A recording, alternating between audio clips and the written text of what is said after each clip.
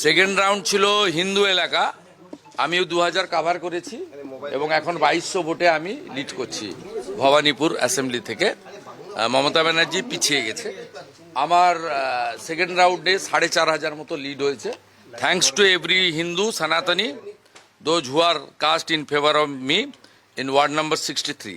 Expected result 3, 4, 5, 77 number ward. এখানে মমতা ব্যানার্জি ভালো lead নেবেন। আমি যা প্রথম থেকে বলেছি 7, 8, 9, 10 আমি ওই বড় লিড কভার করব এবং 10 রাউন্ডের পর থেকে আমি এগোতে থাকব এবং expected Mamata Banerjee again defeat in Bhabanipur assembly. Malda মুর্শিদাবাদে মানিকচকে যেভাবে দেখা যাচ্ছে ভালো লিড করছে, কি বলবে? মানে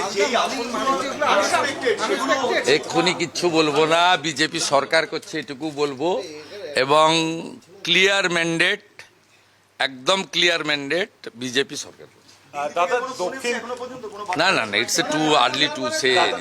দাদা দক্ষিণ কলকাতায় আপনিও এগোচ্ছেন, স্বপন দাশগুপ্ত তিনিও অনেকটা লিডে রয়েছে, তৃণমূলের গড়ে কি এবার কার্যত? কলকাতাতে শিক্ষিত লোকজন, হিন্দুরা, তারা মমতা ব্যানার্জিকে রিজেক্ট করছে, ইনিশিয়াল ট্রেন্ড তাই বলছে।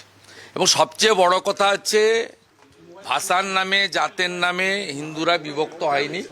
সিদ্দিকুল্লাহ চৌধুরীর মতো লোক পিছাচ্ছে, সৈকত পাঁজা আমার ভাই এগোচ্ছে, it's a very good symptom. Diamond হারবারে দীপক হালদার এগোচ্ছে, ইটস এ আনএক্সপেক্টেড। মানে যে সিটগুলো, বাকি তো এক্সপেক্টেড। শিবপুরে আমরা এগোচ্ছি, নর্থ হাওড়া এগোচ্ছি, ভেরি গুড ট্রেন্ড। কলকাতাতে শুরু করে দিয়েছে, রাসবিহারীতে এগিয়ে রয়েছেন স্বপন দাশগুপ্ত। ভবানীপুর বলছেন না কেন, 2200 ভোটে গিয়ে এরপর আমি পেছাবো 77-এ, যেখানে ওদের ভোট অনেক, আমি অনেকটাই পেছাবো। তারপর আমি মেকআপ করবো। আমি যখন 70 নম্বর ওয়ার্ডে ঢুকবো তখন ছক্কা মারতে শুরু করবো।